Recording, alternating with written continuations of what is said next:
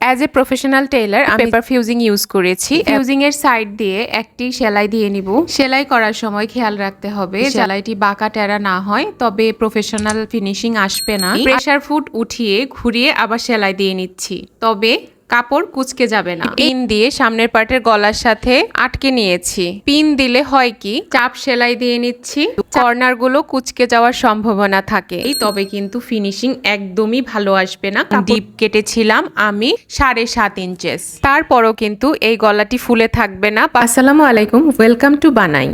As a professional Taylor আমি যেভাবে কামিজের গলা তৈরি করি, আমি এখানে পেপার ফিউজিং ইউজ করেছি এবং আয়রন দিয়ে তা কাপড়ের উপর বসিয়ে নিয়েছি। ফিউজিং এর সাইড দিয়ে একটি সেলাই দিয়ে নিব। সেলাই করার সময় খেয়াল রাখতে হবে যাতে সেলাইটি বাঁকা টেরা না হয়, তবে প্রফেশনাল ফিনিশিং আসবে না। আর অবশ্যই যখন আপনারা ফিউজিংটি কাপড়ের মধ্যে আয়রন করে লাগাবেন, তখন যাতে কাপড়টি এক্সট্রা থাকে।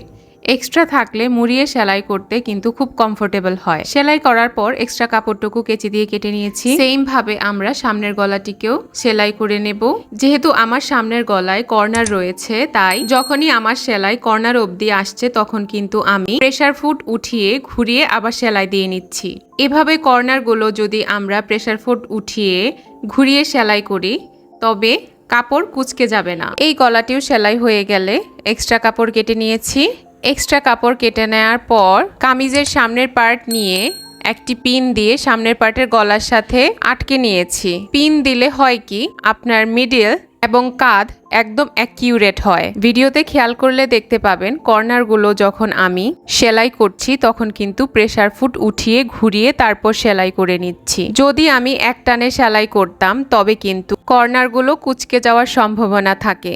গলায় যদি কাপড় কুঁচকে থাকে তবে কিন্তু মোটেই ভালো লাগে না দেখতে। আরেকটি জিনিস খেয়াল করলে দেখতে পাবেন আমি কিন্তু বারবার হাত দিয়ে চেপে চেপে গলাটি তার সঠিক জায়গায় রাখার চেষ্টা করছি। গলার সেলাই দেয়া হয়ে গেলে ভেতরে আমি প্রায় 3 সুতার মতো কাপড় রেখে এক্সট্রা কাপড়টুকু কেটে নিয়েছি এবং কর্নারগুলোতে ছোট ছোট করে একটি করে কাঠ দিয়ে নিয়েছি। এই ধরনের কর্নার গলায় যদি আমরা কাঠ না দেই তবে কিন্তু ফিনিশিং একদমই ভালো আসবে না, কাপড় কুঁচকে থাকবে। এবার আমার ফিউজিং পার্টটিকে উল্টিয়ে আমি তার উপর একটি চাপ সেলাই দিয়ে নিচ্ছি। চাপ সেলাই দেওয়ার সময়ও কিন্তু কর্নারগুলোতে প্রেসার ফুট উঠিয়ে ঘুরিয়ে ঘুরিয়ে নিচ্ছি। অনেকেই দেখবেন গলার উপরে চাপ সেলাই দেয়, যেটা দেখতে মোটেও ভালো লাগে না। আপনারা চাপ সেলাই দেবেন বাট ভেতরের দিকে, মানে ফিউজিং পার্টে, কামিজের পার্টে না। অ্যাজ এ টেইলার আমি কিভাবে কামিজ কাটিং করি ও সেলাই করি তা যদি পুরো দেখতে চান তবে আমার চ্যানেলে কমেন্ট করুন, ইনশাল্লাহ আমি আপনাদের জন্য একটি ফুল ভিডিও নিয়ে আসব। এবার একটু খেয়াল করে দেখুন আমি কিভাবে কাজ জয়েন করছি। সামনের পার্টের গলাকে ঠিক রেখে পেছনের পার্টের গলাটুকুকে কিন্তু আমি ঘুরিয়ে সামনের দিকে এনেছি। এনে তার উপর দিয়ে আমি সেলাই করে নিচ্ছি। বুঝতে না পারলে ভিডিওটি রিভাইন্ড করে আবার দেখুন। সেলাইয়ের সুবিধার্থে পিন ইউজ করুন। কাঁধে আমি দুটো সেলাই দিয়ে নিব এবং লক করে নিব। এভাবে সেলাই করে নিলে কিন্তু কাঁধ কখনো আপনাদের ফুলে থাকবে না বা কাঁধ দিয়ে জামা পড়ে যাবে না।